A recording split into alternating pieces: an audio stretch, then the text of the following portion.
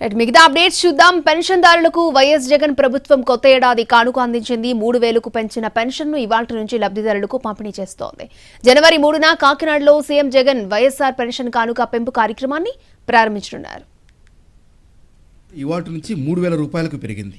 2,750 రూపాయల నుంచి 3,000 రూపాయలు అయింది. 2019లో అధికారంలోకి వచ్చిన వెంటనే పెన్షన్ మొత్తాన్ని భారీగా పెంచింది వైఎస్ జగన్ ప్రభుత్వం.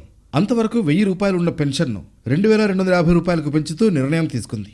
ఆ తర్వాత వరుసగా ప్రతి ఏడాది జనవరి 1న క్రమంగా 250 రూపాయలు పెరుగుతూ ఇప్పుడు 3,000 అయింది పెన్షన్.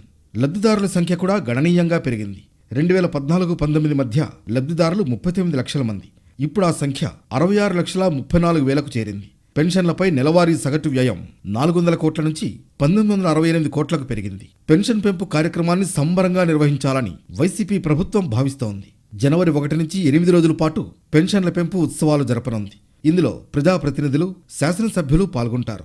లబ్ధిదారులకు స్వయంగా పెన్షన్ కార్డులను అందజేయనున్నారు. అలాగే జనవరి 3న కాకినాడలో పర్యటించనున్నారు ఏపీ సీఎం జగన్. ఈ సందర్భంగా వైఎస్ఆర్ పెన్షన్ కానుక పెంపు కార్యక్రమాన్ని ఆయన ప్రారంభిస్తారు. Kakinada Rangaraya medical college grounds లో జరిగే బహిరంగ సభలో పాల్గొంటారు. తర్వాత వైఎస్ఆర్ పెన్షన్ కానుక పెంపు కార్యక్రమాన్ని ప్రారంభిస్తారు.